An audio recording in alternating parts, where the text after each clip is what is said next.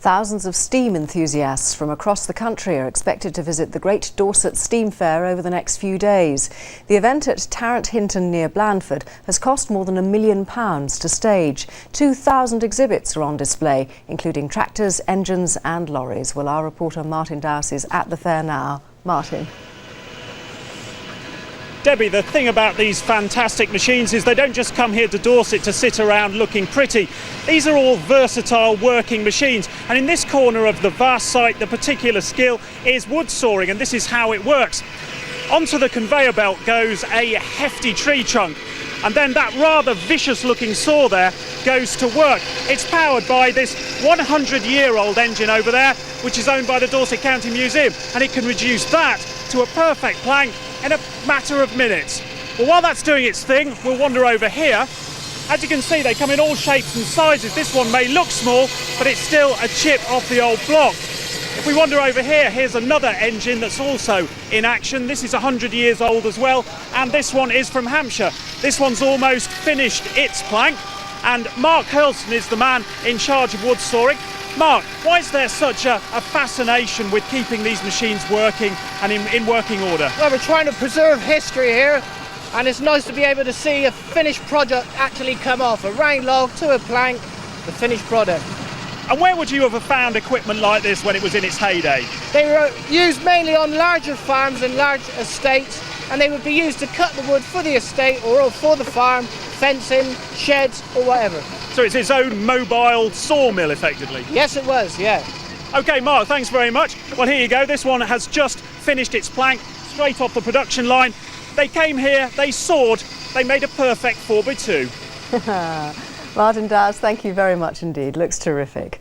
Well, time now for the weather, and lovely weather there in Dorset. Not bad here on the south coast either. Much more of this to come? Nope. We'll have to make the most of it. We will. Let's visit Dorset Steam Fair. It's a rarity to get away dry. I don't think this year is going to be an exception, I'm afraid.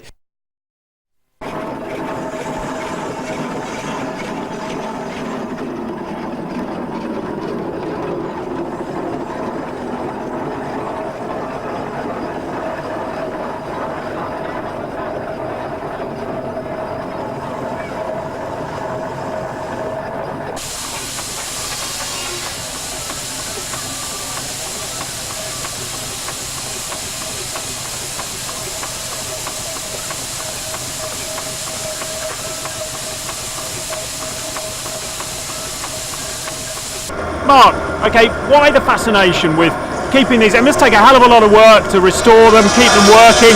Why do you do it? Well, we're trying to preserve history, and the fact of being able to see what would look be basically a rough old log on the floor, and now we can produce a plank from it. It's what it's all about for me. And you can hear the steam engine you can hear the engine doing the work it's meant to do, and the noise, the whole thing. It's great. That'll do, thank you.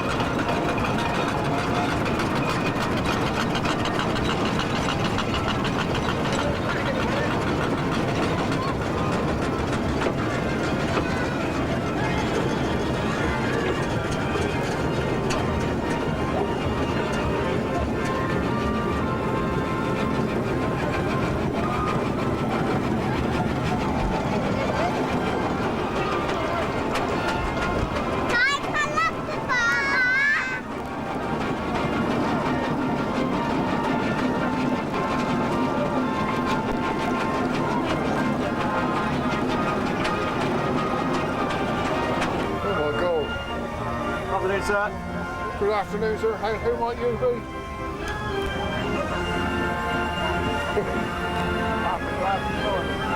Sweet people. Want a drink? No, for you. You have a sip of that.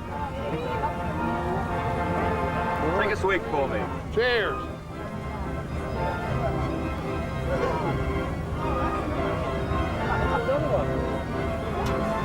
Lovely, thank you very much. Okay.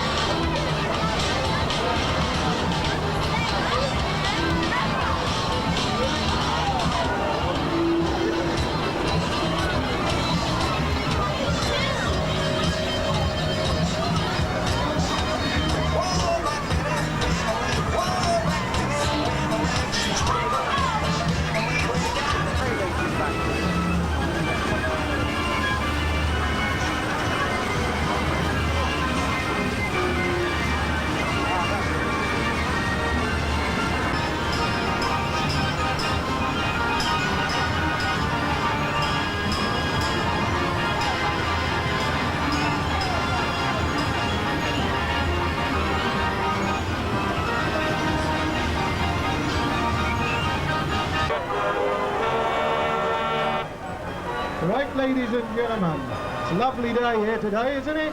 Yes? How many of you come the Penny Rigdon dancers? Can we have the music, please, Jez? Thank you very much. I do like to be beside the seaside.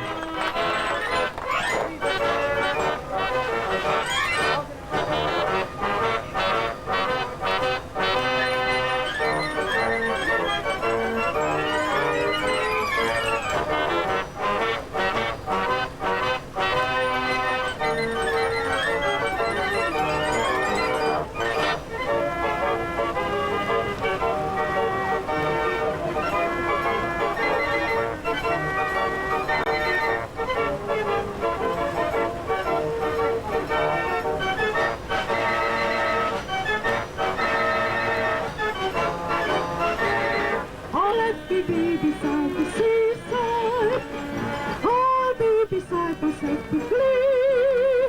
For there's not much besides I should like to be beside the seaside, beside the sea.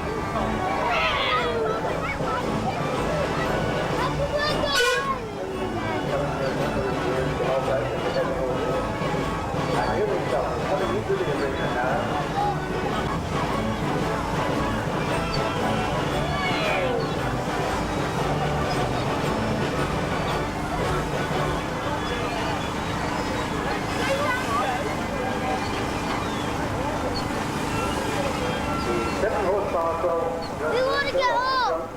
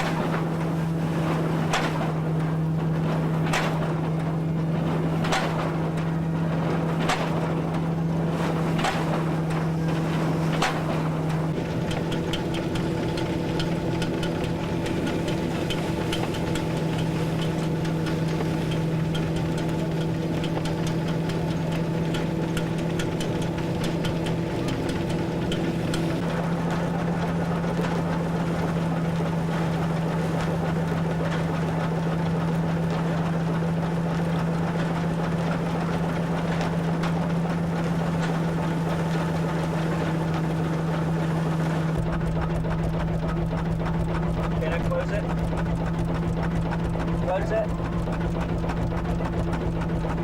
Close it. Lovely. Very good.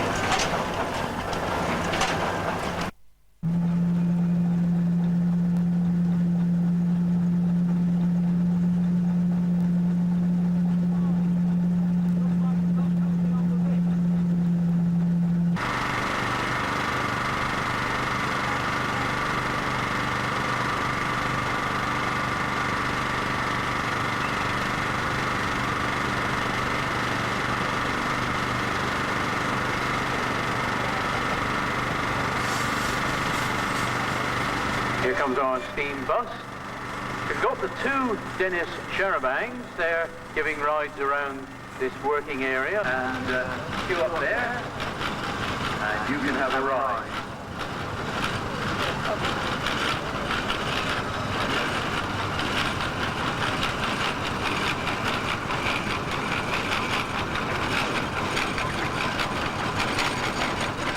Interesting combination of the ailing road roller coming along with its car boiler. And they're just down the road from Aston Villa football ground.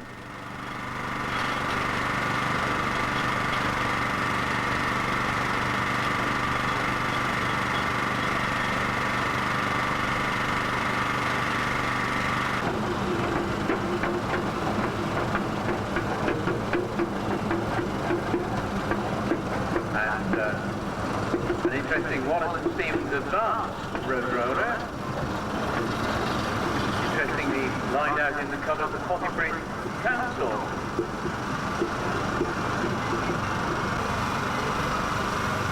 Here comes the Nelson steam car.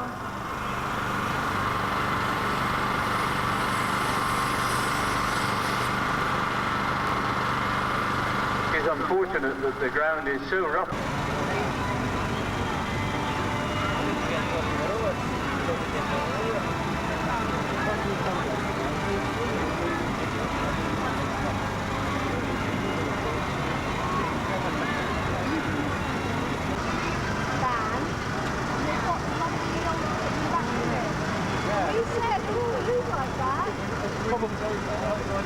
Probably was. No, actually it wasn't. Yes. Very right, it was. Right, yes, that wasn't. And the McLaren traction engine there, having picked up the trailer with the canning drum on it. Heading off for a run around.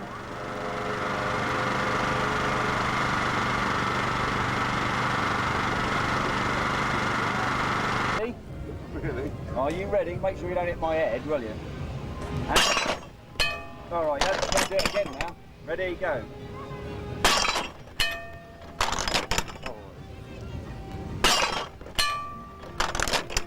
Head go, fantastic, thank you. Perfect.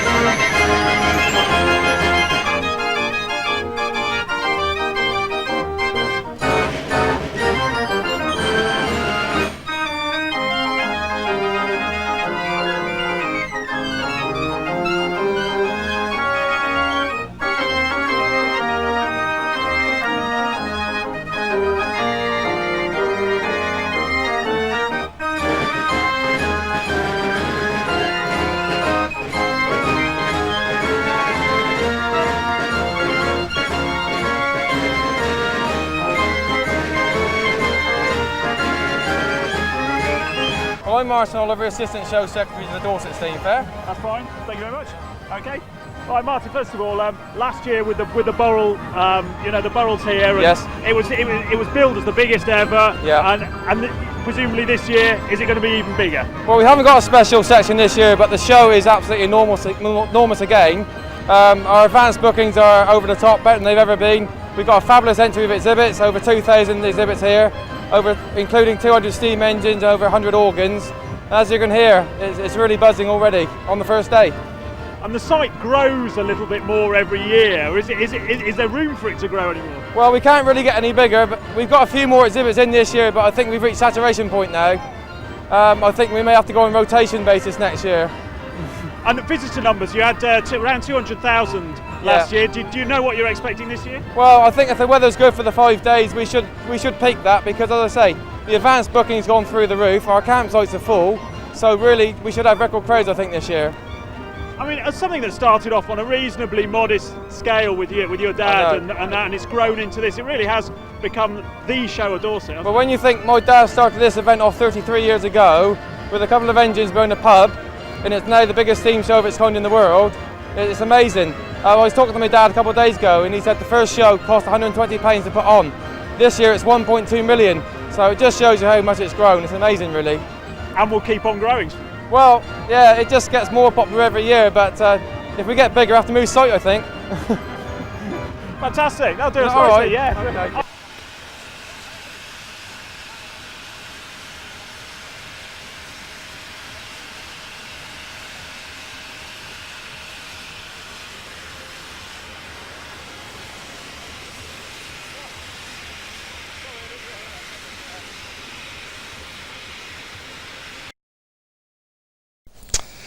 Right, it's full steam ahead for traction engine enthusiasts in the south from today with the start of the massive Dorset Steam Fair. Yes, it is huge. Acres of farmland around the village of Tarrant Hinton have been taken over by ancient engines of all shapes and sizes.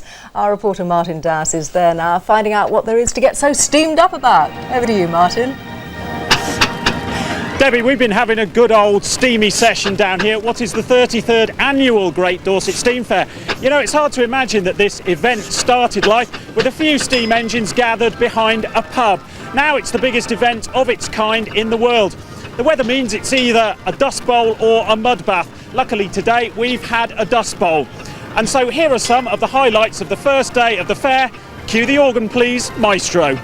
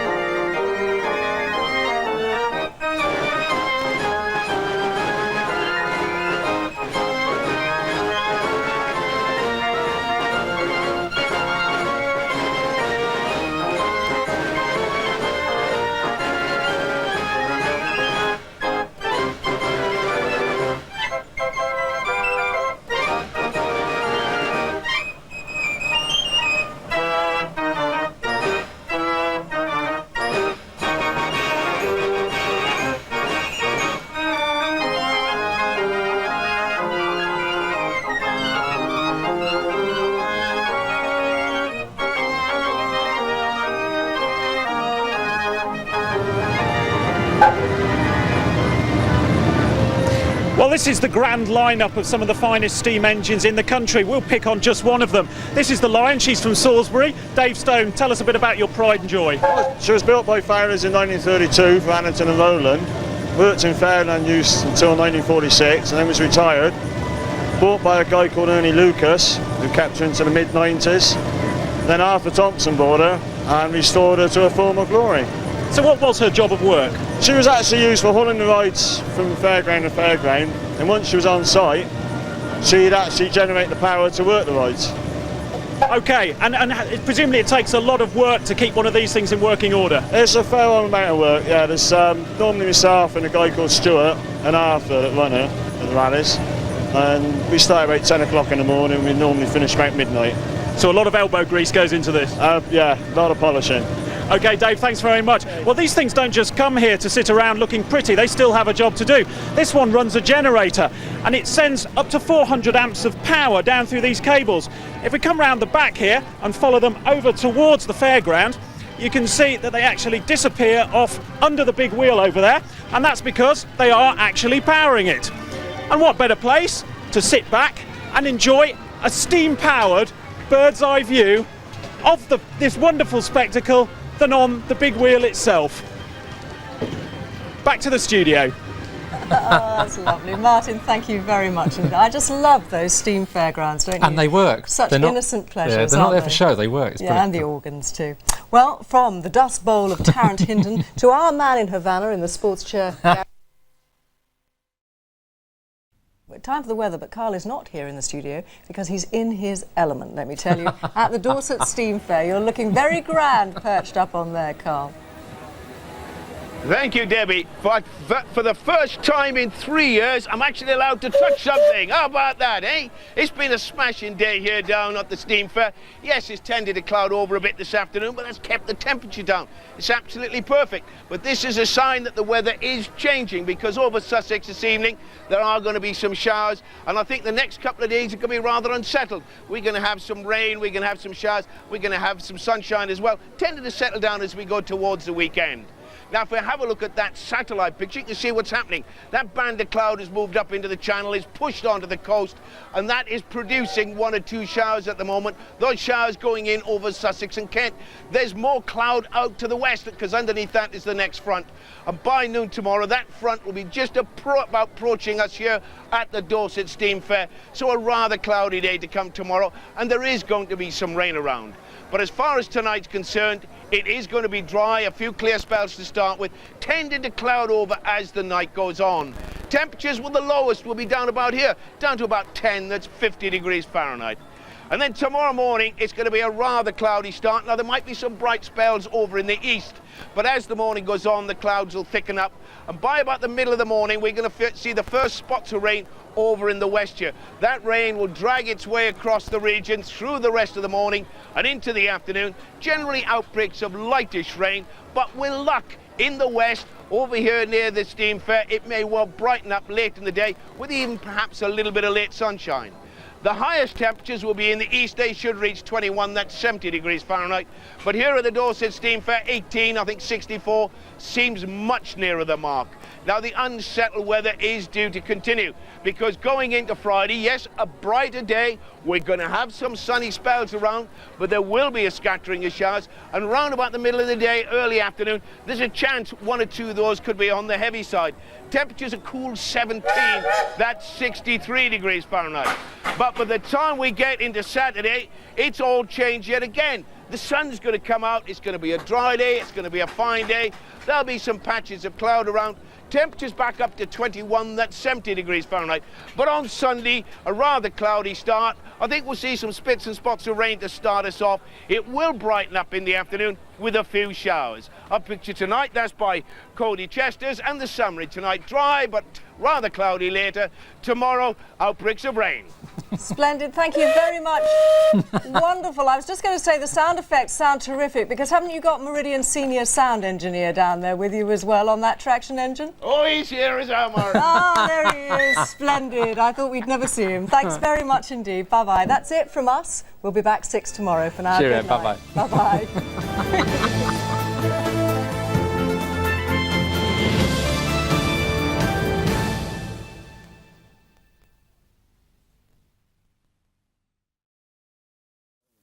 Thought was that because it's by someone called Jagger, that maybe the man by the same name might be interested. Who knows? And how much would you have to pay for it? We've got an estimate of between 100 and 100.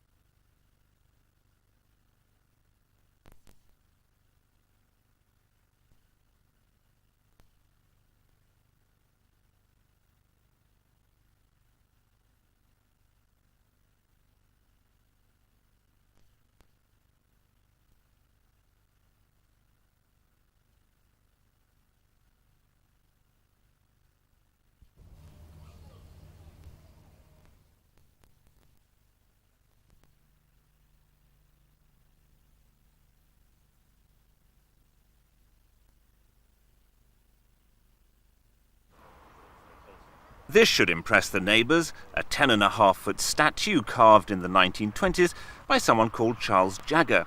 It's being sold as a pair, and Sotheby's hope a certain rolling stone might show some interest.